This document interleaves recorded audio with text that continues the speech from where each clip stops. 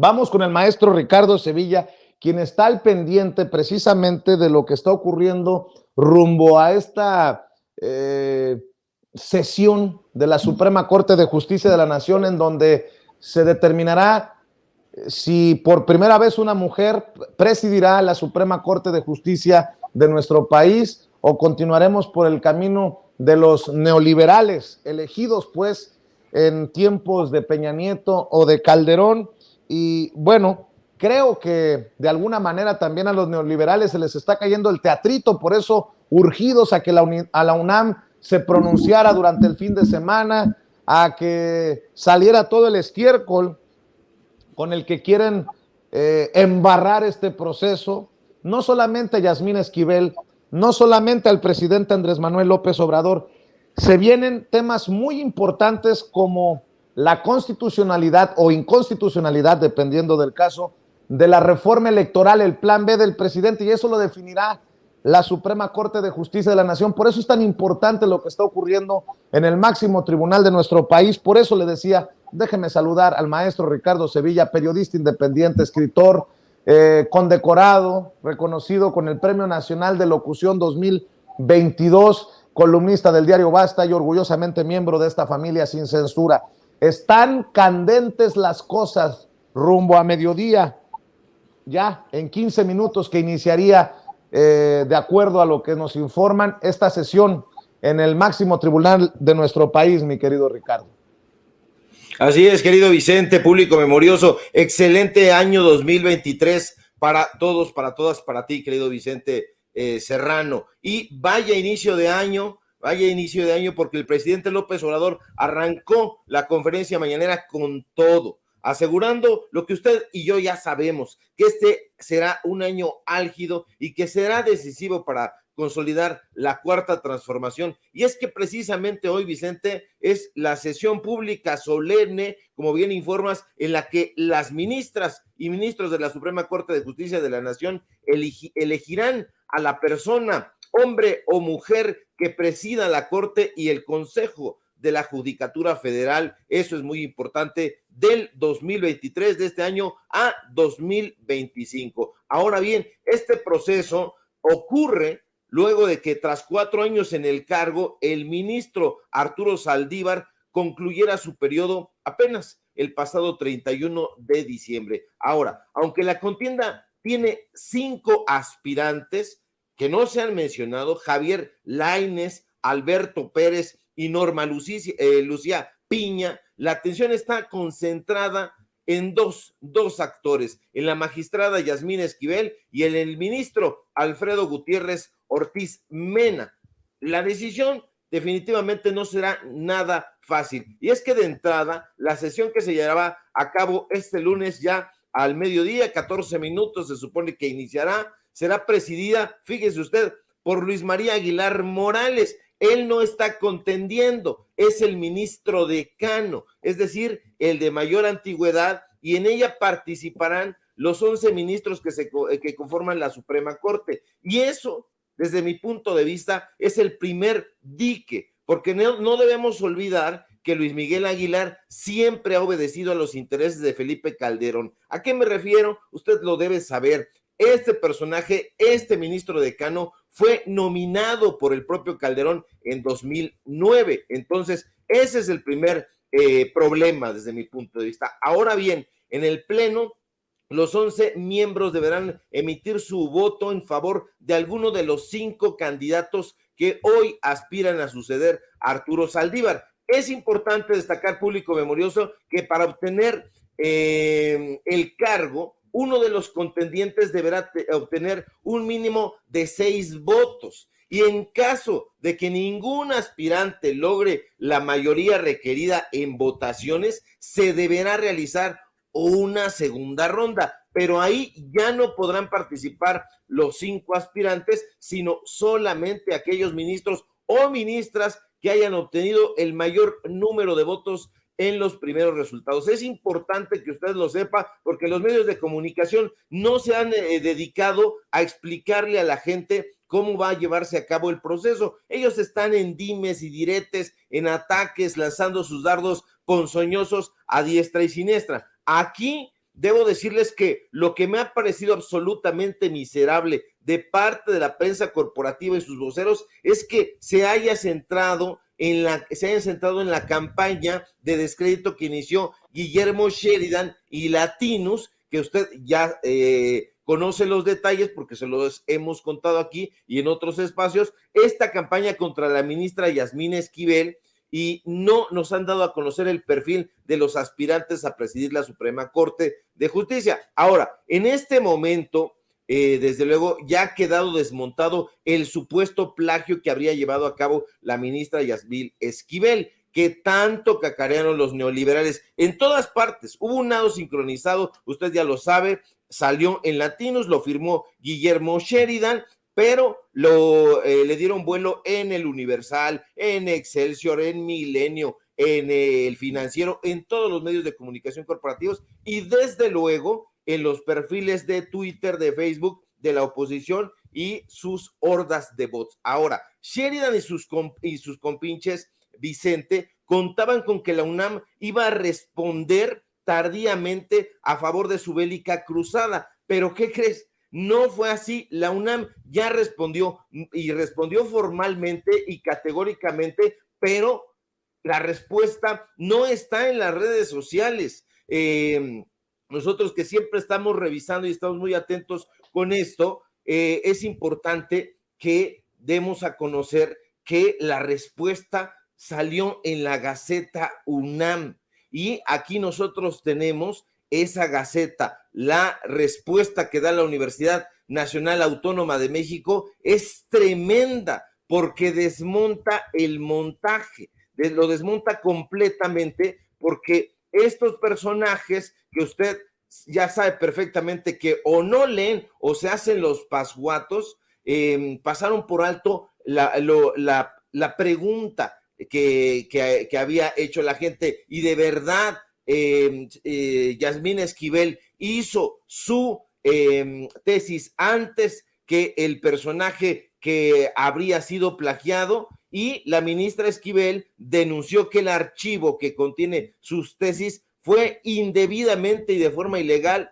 modificado el 22 de diciembre. Sí, ese 22 de diciembre pasado. Ahora, la UNAM lo corrobora en la Gaceta UNAM. Dijo que en efecto, al revisar los PDFs de las tesis, se observó la ausencia de 8 páginas. La UNAM dijo, porque lo acepta, que llevará a cabo un conjunto de acciones para evitar la repetición de sucesos reprobables. ¿Y qué cree usted que ha dicho Latinos? ¿Qué cree que ha dicho Guillermo Sheridan? Nada. No ha dicho absolutamente nada. Aquí lo está usted viendo en su pantalla. Lo dice con todas sus letras. Es la Gaceta UNAM. No es una postura de la ministra Esquivel. Aquí dice con todas sus letras en el punto 6 sobre el señalamiento público de la exalumna que presentó su tesis en 1987 en el sentido de que el archivo que contiene su tesis fue indebidamente y de forma ilegal modificado el 22 de diciembre de 2022, es importante dar a conocer lo siguiente. Y ahí explica, en la década de los 80, la UNAM microfilmaba las tesis presentadas. B, en el año 2000 se inició la digitalización de las tesis microfilmadas para convertirlas en archivos PDF. C, al comprobar los PDF de las tesis en cuestión, se observó la ausencia de 8 páginas en el archivo del trabajo de la exalumna, o sea, de Yasmín Esquivel. La UNAM lo acepta y dice en el inciso D, por lo tanto, hubo necesidad de retomar el microfilm para escanear las páginas faltantes y completar el PDF en el repositorio del TESIUNAM. Todo lo anterior está a disposición de los peritos mencionados por la exalumna. Y entonces uno dice, perdón por el exabrupto público memorioso, pero hay un desmadre en la Universidad Nacional Autónoma de México y dice en el punto 7, bueno, pues ¿qué va a hacer la universidad? Bueno, llevará a cabo un conjunto de acciones para evitar la repetición de sucesos reprobables como estos. Eso no repara absolutamente nada de lo que estos personajes, Guillermo Sheridan, Latinos, la gente del Universal, de Milenio, de todos estos lugares, ha llevado a cabo. Estos personajes deberían de ofrecer una disculpa, pero no lo van a hacer porque estos sujetos lo único que querían era desacreditar a Yasmín Esquivel y, pues bueno, a favor de su bélica cruzada se pusieron todos estos personajes de su lado. Ahora, es importante concentrarnos en lo relevante, en lo verdaderamente relevante, el proyecto que Yasmín Esquivel presenta para presidir la Corte. Es un proyecto que estos sujetos que te digo que no leen, siguen sin hacerlo. El proyecto se llama Justicia para todas las personas y va bajo el lema del expresidente Benito Juárez. Juárez decía, nada con la fuerza, todo con el derecho y la razón, y este es el título del proyecto que presenta Yasmín Esquivel.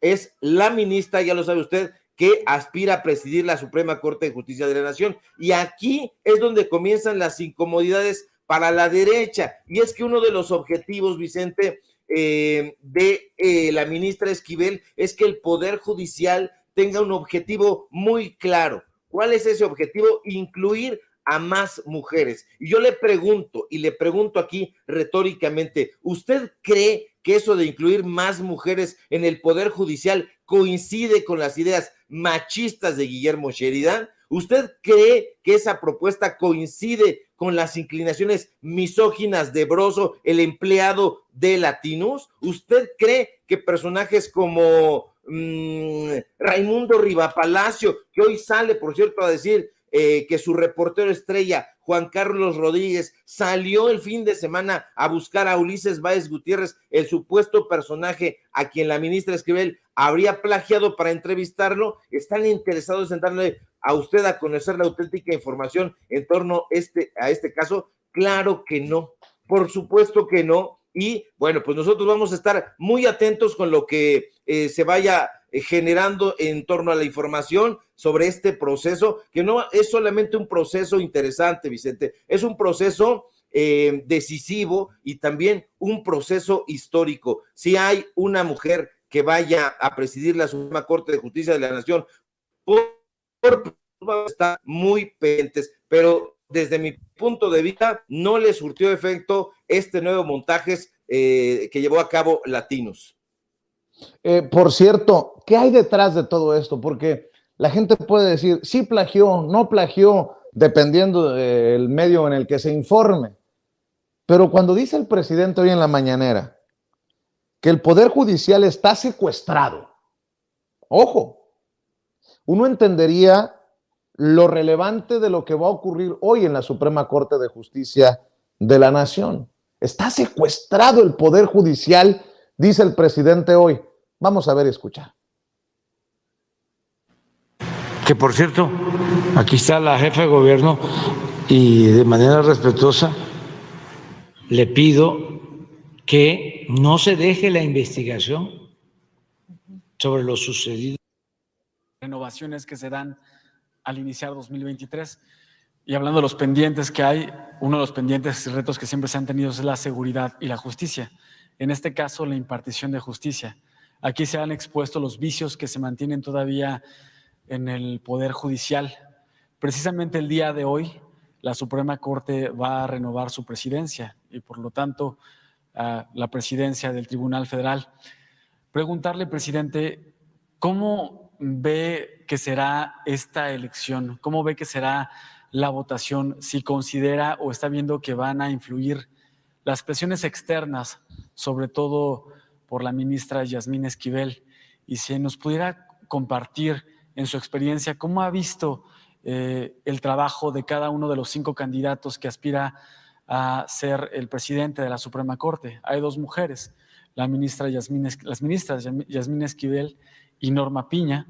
También está el ministro Javier Lainez, Alberto Pérez Dayán y Alfredo Gutiérrez. Si nos pudiera compartir un poco en su experiencia cómo ve los 5 perfiles que aspiran a estar al frente de la Suprema Corte y cómo ve la votación que tendrá que ser el día de hoy. Bueno, hablábamos de una transformación que se inicia, hablábamos de sentar las bases, Pero una transformación es un proceso, es como una transformación permanente. Nosotros avanzamos. También hace un momento mencionaba que el porfiriato significó 34 años de dominio, pero el neoliberalismo o neoporfirismo se llevó 36 años. Imagínense, se metió hasta lo más profundo, hasta la médula. Pero también vuelvo a la importancia de nuestras culturas. No pudo con el México profundo. No pudo el neoliberalismo. Por eso estamos aquí.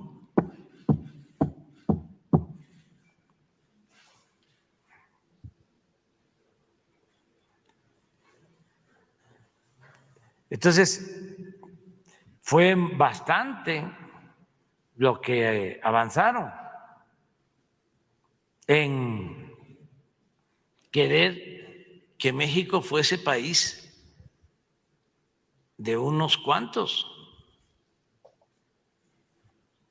36 años con lo mismo. Entonces, tomaron las instituciones. Era una república aparente,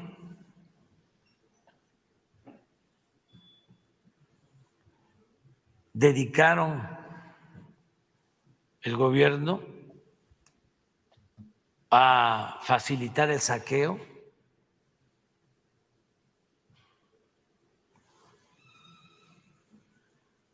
impulsaron mucho un estilo de vida en donde vale el que tiene,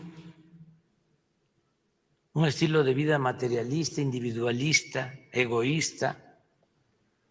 Se fomentó desde luego el racismo, el clasismo. Y se secuestraron a las instituciones. Yo podría decir, con todo respeto, y también hay honrosas excepciones, que el Poder Judicial está secuestrado. Como estaba secuestrado el Poder Ejecutivo. Qué fuerte declaración del presidente Andrés Manuel López Obrador, pero pues si uno se avienta un clavado, así como te lo aventaste hace unos días aquí en Sin Censura, mi querido Ricardo Sevilla, a escarbarle a la historia de Gutiérrez Ortiz Mena, ministro que también está buscando la presidencia de la Suprema Corte de Justicia de la Nación, entendería uno cómo estos intereses neoliberales tienen secuestrado, pues dice el presidente, una parte del Poder Judicial. Bueno, hoy el presidente precisamente habla de cómo Ortiz Mena le apostó a los grandes contribuyentes cuando estuvo en el SAT, pero solo como ejemplo, mi querido Ricardo, para cerrar con este tema y nada más proponerte un comentario sobre algo más, ¿cómo ves? Así es, querido Vicente. Bueno, hay que hablar un poquito sobre Alfredo Gutiérrez Ortiz Mena, pero antes, sobre este México profundo del que habla el primer mandatario, es importante decir que esos personajes no solamente no los han recorrido, sino ni siquiera los pueden pronunciar. El presidente López Obrador ha ido un 50 de veces a la Costa Chica de Guerrero, ha visitado Coajinicuilapa y estos personajes no pueden pronunciar Coajinicuilapa, Cuaji, no lo conocen, no han ido nunca y nosotros hemos estado ahí en Cuaji, conocemos a la gente nos conoce porque hemos estado reportando ahí de a pie. ¿Cuántas veces ha ido el presidente López Obrador? Un 50 de veces. ¿Cuántas veces ha recorrido San Francisco Jicaltongo aquí en la Ciudad de México? Un 50 de veces. ¿Cuántas veces ha ido a San Juan Chamula allá en Chiapas? también un 50 de veces. La gente lo conoce, la gente lo acompaña porque lo sabe cercano. Se sabía perfectamente que la Cuarta Transformación no iba a ser un cambio terso, pero no esperábamos que estos personajes iban a estar tan aferrados al poder, que no era solamente poder político, ahora ya lo sabemos, era poder económico. Ahora, amigo del poder económico ha sido precisamente Alfredo Gutiérrez Ortiz Mena, quien, como usted sabe, es el candidato de los conservadores, ya no se puede ocultar, es decir, el candidato de los empresarios y de los intelectuales de derecha, que presenta un proyecto muy distinto al que presenta Yasmín Esquivel, que se llama Líneas Generales para el fortalecimiento del Poder Judicial de la Federación. El fortalecimiento del Poder Judicial de la Federación, ¿a qué le suena? Al fortalecimiento del INE, y se concentra en algo muy, muy huero, con H, muy somero, que es la participación activa de jueces y magistrados y consejeros. O sea, no ha habido participación activa. ¿De qué está hablando este personaje? Ahora, que no se nos olvide en ningún momento que en noviembre de 2012 este personaje formó parte de las ternas propuestas por ¿quién cree usted? Por Felipe Calderón, y fue posteriormente designado ministro de la Suprema Corte de Justicia. Por eso le decía yo al principio que este personaje es un absoluto calderonista, amigo de Héctor Aguilar Camín, que le da un espacio en el juego de la Suprema Corte en la revista Nexos. No hay que perder de vista que este personaje entre el 95 y 2012 se desempeñó en la práctica privada. Es un sujeto que siempre ha estado a favor de los grandes corporativos, en firmas no solamente nacionales, sino en firmas también internacionales. Eso no ha dicho porque querían que pasara pecho tierra, con bajo perfil. No lo lograron porque nosotros hicimos esta chamba, lo que hoy desespera precisamente al presidente López Obrador, porque alguien por ahí, uno de los pasguatos de siempre, lanza la pregunta, ¿y quién es? ¿Y quién es? Devélenos, presidente López Obrador, a lo que el primer mandatario le responde, investiguen ustedes, ya francamente molesto, porque yo no sé qué hacen estos personajes. Este sujeto, el ministro conservador, el ministro neoliberal, fue subordinado de Francisco Gil Díaz en el sexenio de Vicente Fox, fue subordinado de Agustín Carstens, fue subordinado de Ernesto Cordero y de Mid en el gobierno calderonista. Fue el que condonó casi 400 millones de pesos a los grandes contribuyentes, específicamente con datos duros, 392,498 millones de pesos. Entonces, eso es lo que no debemos de perder de vista. Y por cierto, este sujeto actualmente es magistrado en la Suprema Corte de Justicia, pero se da tiempo de formar parte del Consejo Directivo de la Fundación UNAM, que es otro tema al que le tenemos echado el ojo, y este 2023 le vamos a dar a conocer a usted qué es la Fundación UNAM, pero ya será en otro momento, querido Vicente, y aquí a la espera del otro comentario que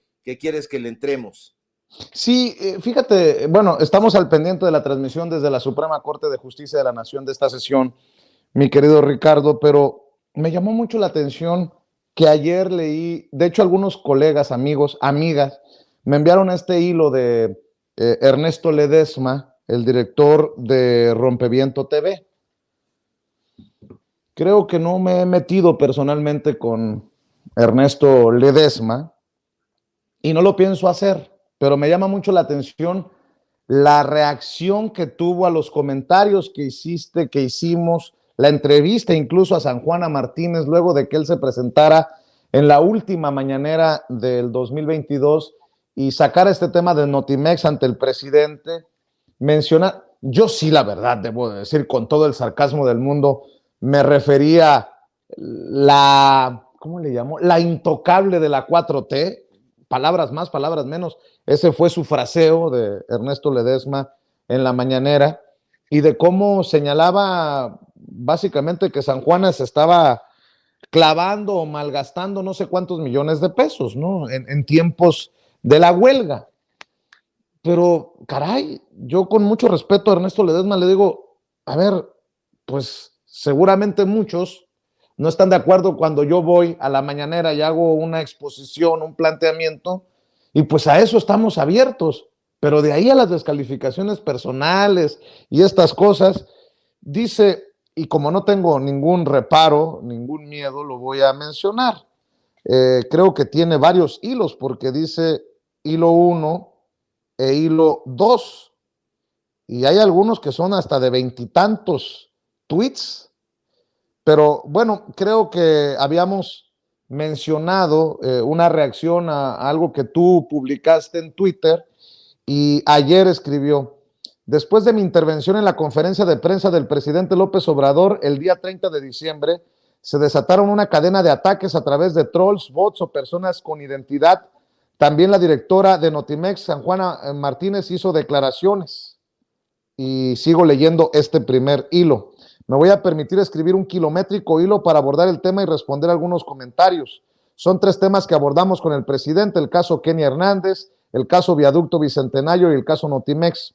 Los ataques en nuestra contra se centraron única y exclusivamente en el caso Notimex San Juana Martínez. Bots, trolls y personas en lo individual se lanzaron a los ataques e insultos. Es práctica común que esto suceda cuando uno se mete con la señora Martínez.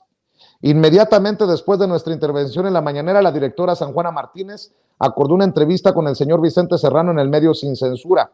Mientras más pregunta el entrevistador y mientras más responde la directora de Notimex, es más claro el uno exhibe su sesgo favorable a su entrevistada y su aversión a mi persona; la otra, su ignorancia en lo laboral, y lo sorpresivo, su confesión en el cobro indebido. Confesar que ella y su equipo consentido sí cobran en tiempos de una huelga legalmente existente implica que San Juana Martínez podría estar incurriendo en faltas administrativas por ser servidora pública, delitos penales por cobros indebidos, desacato a un ordenamiento de la autoridad laboral, sea por su asombrosa ignorancia o por su manipulación habitual. El señor Serrano y la señora San Juana también exhiben el truqueo. Nunca expuse que la directora San Juana Martínez resubiera a su cuenta personal el presupuesto de Notimex, sino que hicieron uso indebido del presupuesto debido a que la agencia se encuentra en una huelga legalmente constituida. Notimex recibió el siguiente presupuesto en millones: 220 en 2020, 218 en 2021, 228 en 2022, 237 millones en 2023.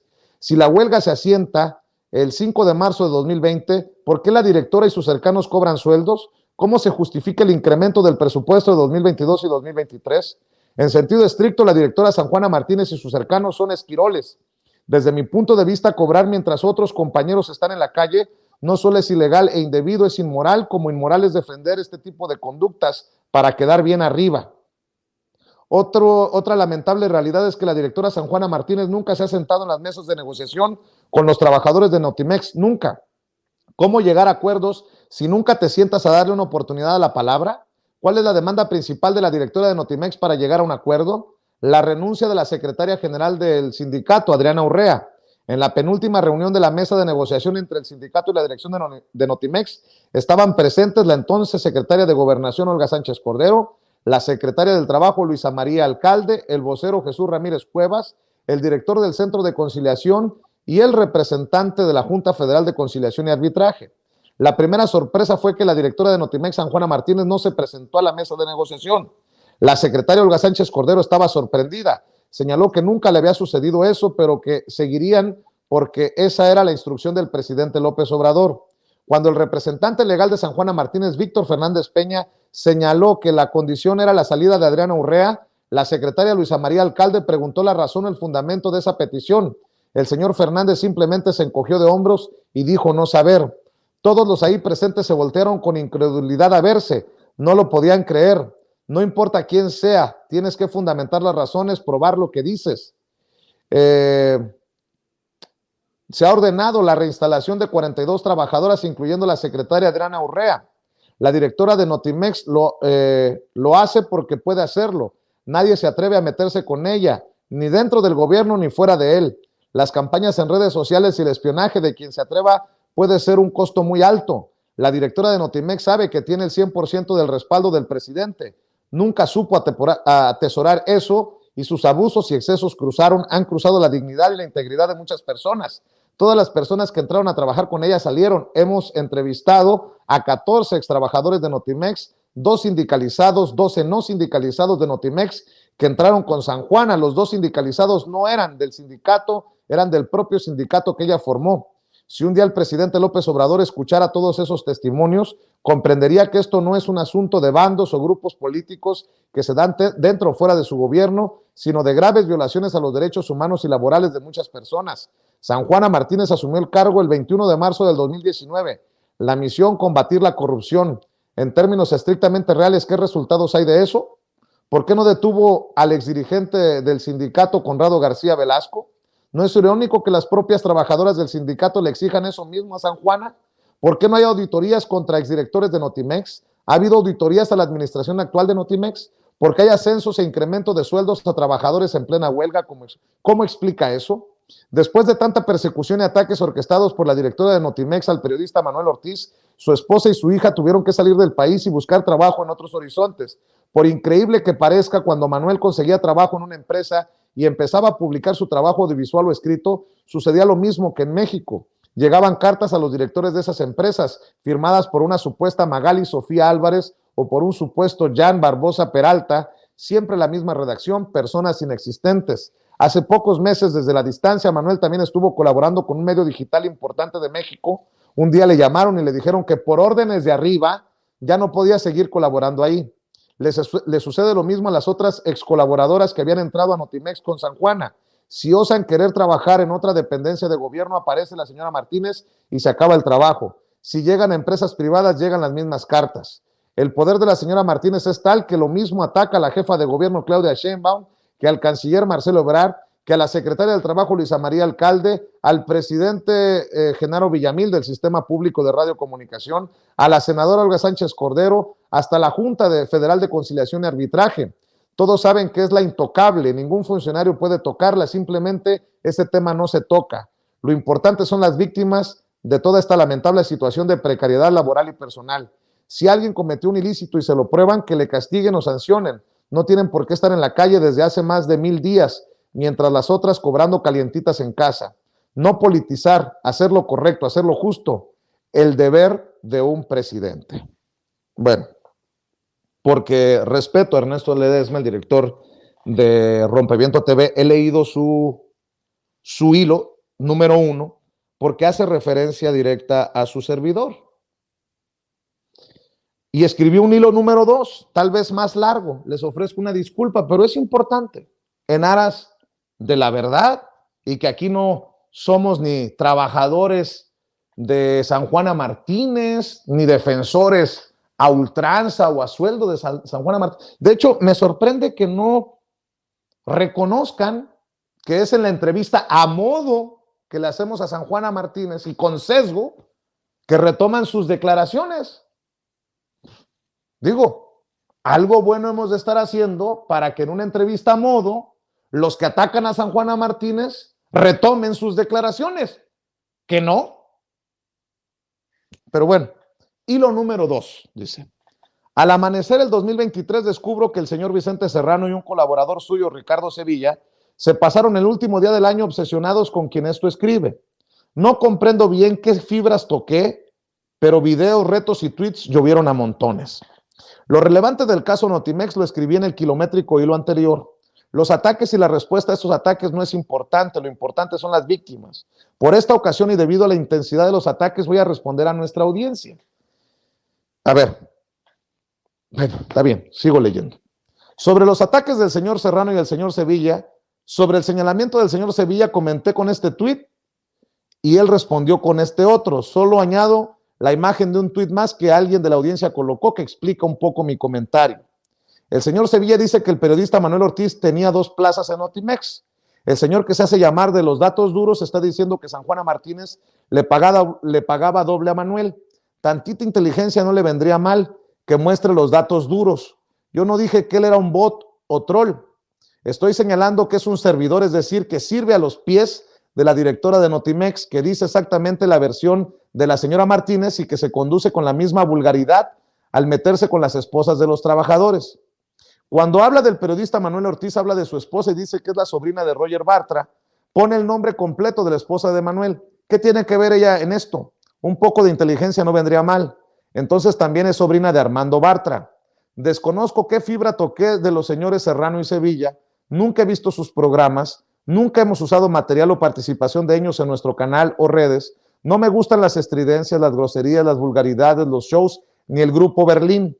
Nunca hemos aceptado relacionarnos con el señor Serrano y tampoco nunca nos metimos con él, como ahora él lo hace con nosotros.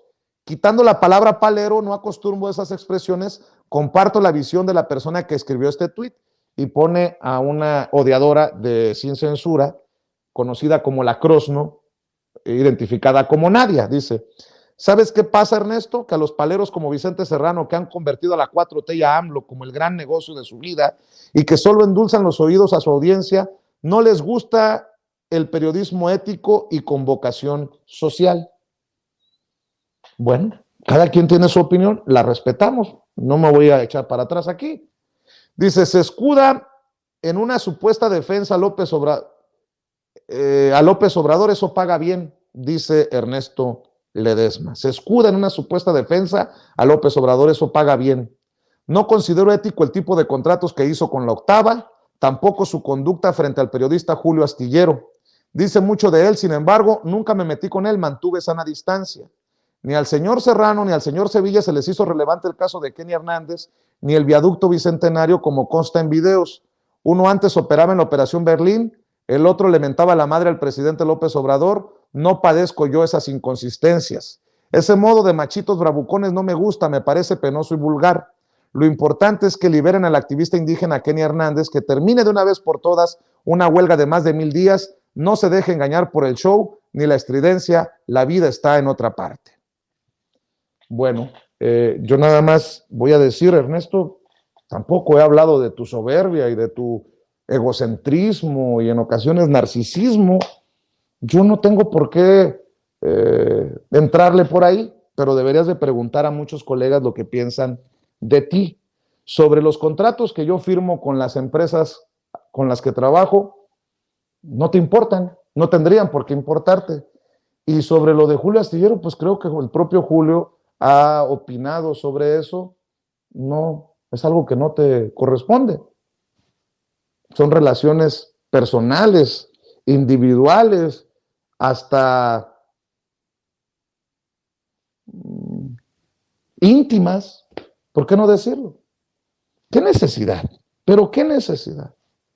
Pero bueno, nada más porque hace referencia a ti, Ricardo Sevilla, también, algo que quieras aportar, más allá de las estridencias, de las bravuconerías tuyas, mías, de las que habla Ernesto Ledesma, algo para cerrar en este tema. Yo no pretendo,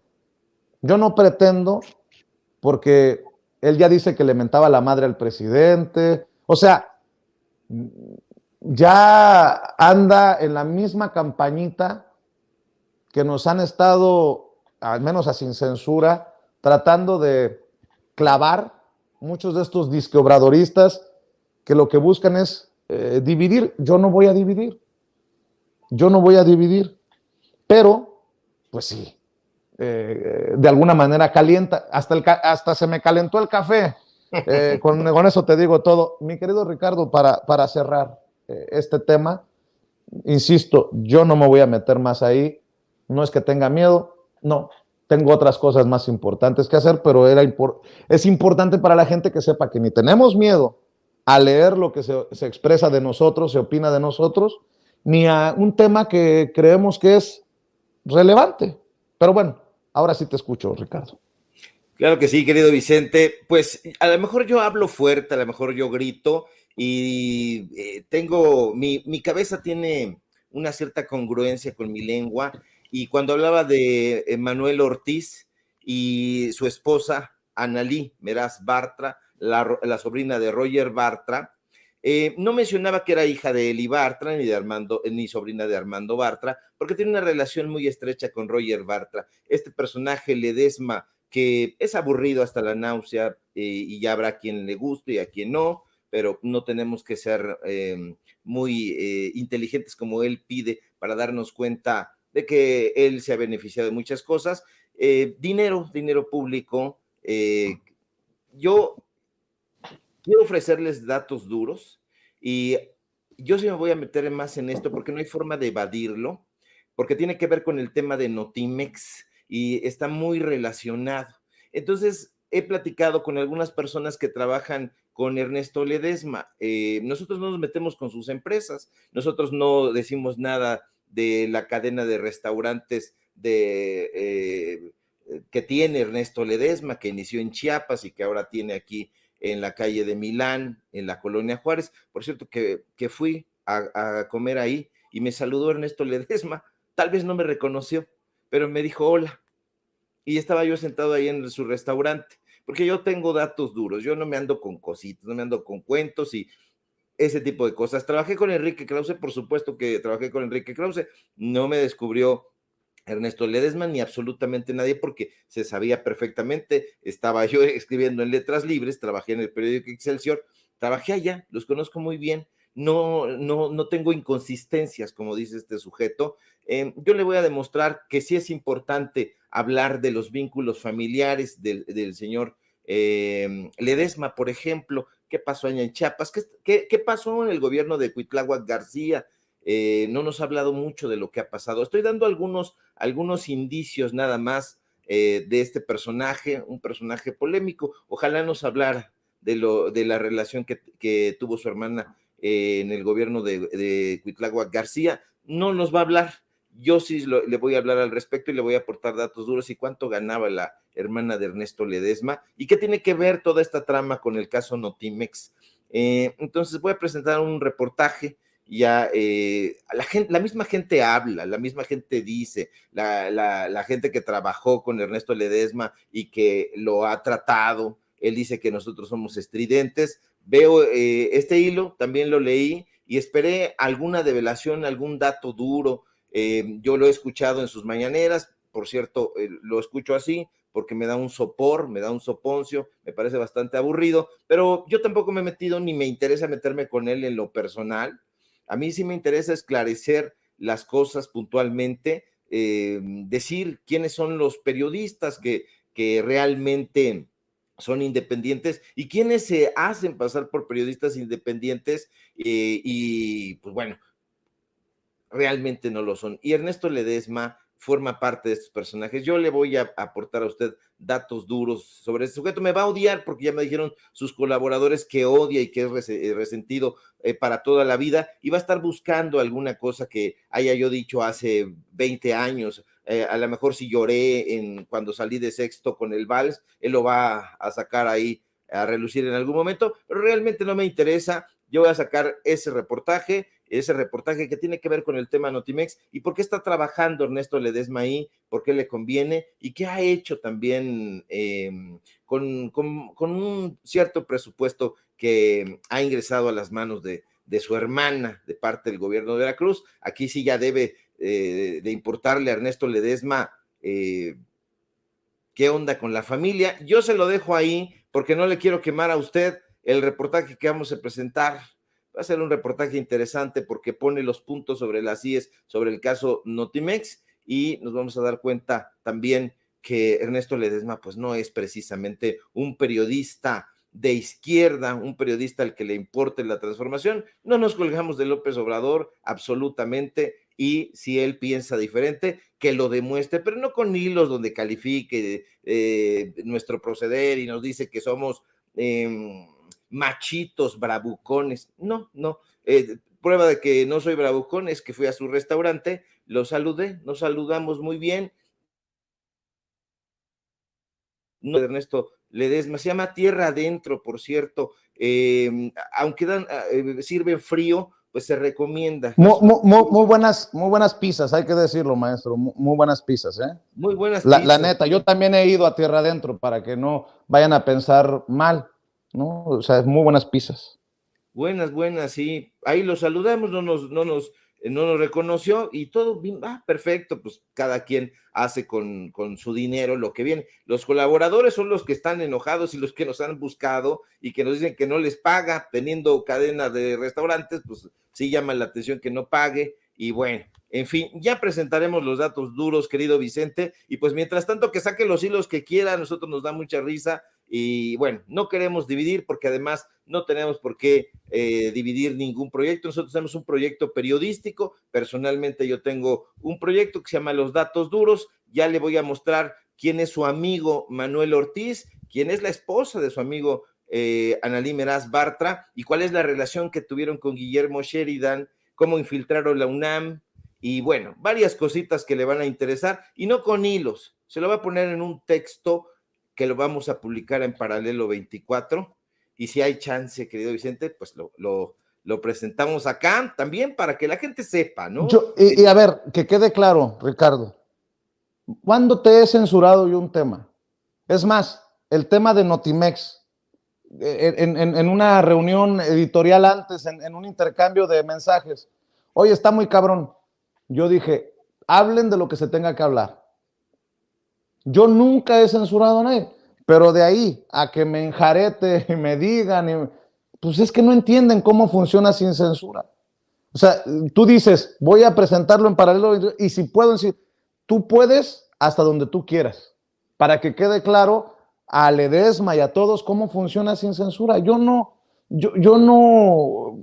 limito las expresiones, pero pues si todas las expresiones tienen que ser de aplausos y de apapacho, ojalá que en algún momento también Toño y el equipo de producción me ayuden a sacar los videos y las declaraciones cuando hemos aplaudido la congruencia de Ernesto Ledesma, porque también ha habido reconocimiento cuando retoma casos importantes, no solamente el de Notimex, pero nada más para que quede claro, ¿no, Richard? Nada más para que quede, que no haya lugar a duda de, es que Vicente a lo mejor no lo saca Sevilla con Vicente y va a decir que Vicente lo censuró. No, aquí cada quien, siempre les he dicho, lo que digan con la boca, sosténganlo con los huevos. Cada quien que se haga responsable de lo que dicen sin censura. Nada más para que quede claro, mi querido Ricardo. Por supuesto, jamás hemos tenido reuniones previas para tocar ningún tema editorial, lo digo con todas sus letras, no me has dado línea en cuestión de investigación, no nos hemos sentado, yo colaboro aquí en Sin Censura, precisamente porque has tenido esa confianza en mi trayectoria periodística. Yo, si dijera que he firmado 300 reportajes especiales, a lo mejor me estaría refiriendo solamente a los últimos 3 o 4 años, pero llevo ya más de 20 años en este negocio, más de 25 años, entonces en ese tiempo he hecho muchos reportajes. El tema de Operación Berlín fue un reportaje que publiqué en Eje Central, después otro que siempre dicen que fue en Aristegui Noticias, no fue en Aristegui Noticias, en Aristegui Noticias publiqué otra cosa que se llama Testimonio sobre la Insidia, y di ahí mi testimonio de cómo trabajé con Enrique Krause, etcétera, etcétera. Chéquenlo, es muy público, jamás he dicho, yo soy krausista, fui calderonista, no, yo soy un periodista y he realizado investigaciones desde hace muchos años y esta no va a ser la excepción. Yo creo que la gente quiere saber efectivamente pues qué pasó en el caso de Notimex y por qué Rompeviento TV está ayudando a empujar esta narrativa en contra de San Juana Martínez. Yo no conozco a San Juana, no tengo su teléfono, estoy esperando, San Juana, que te contactes conmigo para el café y hagamos esta entrevista, todo muy público, no me dan absolutamente ningún dinero, ni en nómina, ni en sobre amarillo. Yo hago las investigaciones única y exclusivamente porque soy periodista y porque creo que la verdad tiene que salir siempre a flote, y en este caso va a salir y nosotros vamos a aportar nuestro punto de vista, pero siempre respaldado con datos duros, no de que le nos interesa eso. ¿Qué pasa con el dinero que han obtenido de ahí del gobierno de Veracruz? Le vamos a aprobar, ya le vamos a presentar esta investigación. Y pues yo hasta aquí lo dejo porque nos va a llevar un par de días para presentarlo, porque todavía hoy al ratito tenemos una reunión ahí muy cerca de Tierra Adentro para que nos platiquen otros de los colaboradores a los que no les paga Ledesma. En fin, vamos a seguir trabajando en lo nuestro, querido Vicente, y muy atentos a lo que pasa en la Suprema Corte de Justicia de la Nación, porque es histórico lo de hoy. Claro que sí, Ricardo, cerremos invitando a la gente a tus redes sociales, a tus trincheras.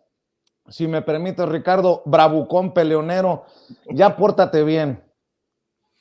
No somos periodistas que se porten bien, querido Vicente, a diferencia de lo que piensa Héctor Suárez Gómez, no somos periodistas domesticados, está muy equivocado sujeto y otros tantos.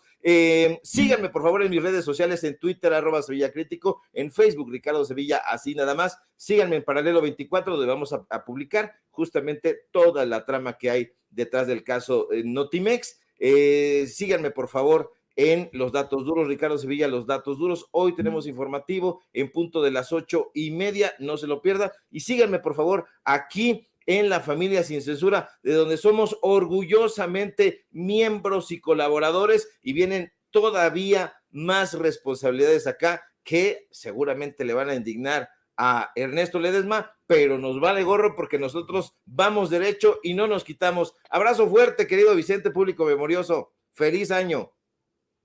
Igualmente para ti, que este 2023 nos traiga muchas oportunidades de construir juntos, Ricardo Sevilla, desde nuestra bravuconería y desde nuestra estridencia. Te mando un abrazo, maestro, el maestro Ricardo Sevilla, hablando con nosotros sin censura. Y mire, nada más, porque quiero dejar claro que en ocasiones, déjeme agarrar mi cafecito, que me acaban de servir aquí en familia. Mire, yo no me pretendo pelear con Ernesto Ledesma, pero creo que es importante aclarar que en muchas ocasiones cuando los periodistas sentimos nuestro ego lastimado, reaccionamos con los intestinos. Y creo que es el caso de Ernesto Ledesma, que no publica en su hilo de Twitter una sola grosería, una sola estridencia, un solo ataque de su servidor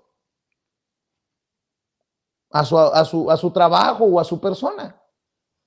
Y dice Ernesto Ledesma que no nos ve, y creo que por eso no se ha enterado, que por años hemos publicado también lo que escribe, lo que dice, lo que publica, y en ocasiones hasta nos hemos solidarizado.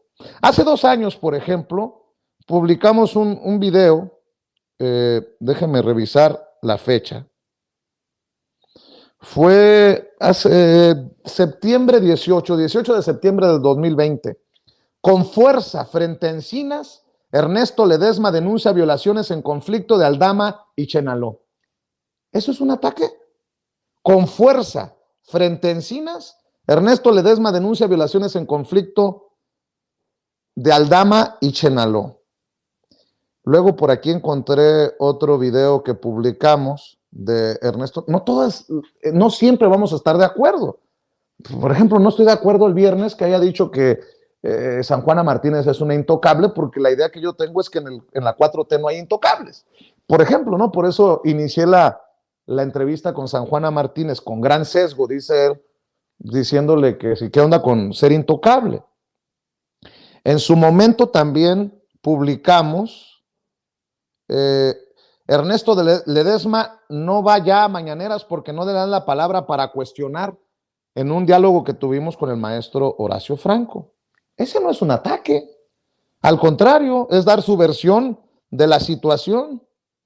En otro video que publicamos,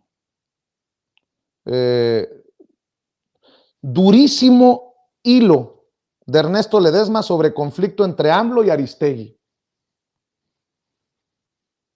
¿Ataque? Yo no veo ningún ataque. Y ya el colmo de los colmos, para que le cuenten a Ledesma que yo no tengo ningún interés en pelearme con él ni meterme con él. Por aquí debe de estar. Lo acabo de ver, disculpe usted. Ernesto Ledesma plantea a Andrés Manuel López Obrador lo muy dispar que es la asignación de preguntas en la mañanera. ¿Lo atacamos? ¿No? Le estoy leyendo los títulos que aparecen en nuestros canales de YouTube.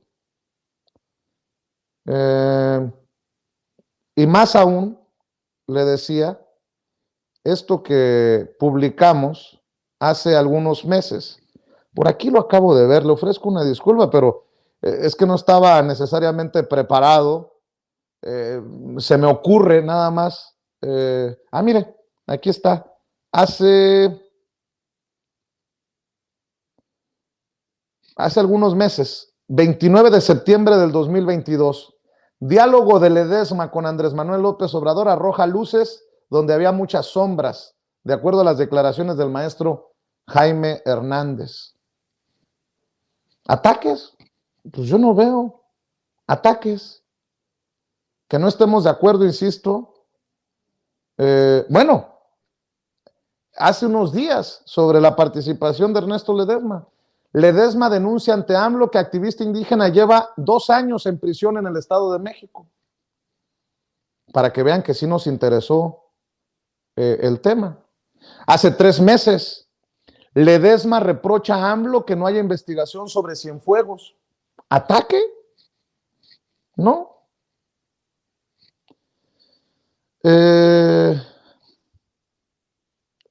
Hay un video, sobre todo, que le voy a mencionar a Ernesto Ledesma de hace 8 meses, con miles de visualizaciones. Es más, mire, ahí está la carota de su servidor. Nuestra solidaridad con Ernesto Ledesma y los de Rompeviento TV, quienes han recibido amenazas. Nada más para que quede claro. Ya si no le gustaron los contratos que firmé con la Octava, que si mi pleito con Julio Astillero, pues me parece muy tonto, ¿no? Pero bueno. Ay, nada más lo dejo de tarea. Creo que se equivoca Ernesto Ledesma en esta situación, porque desde aquí, desde Sin Censura, nos hemos hasta solidarizado cuando fueron amenazados por realizar su chamba. Nada más para aclarar, nada más para aclarar.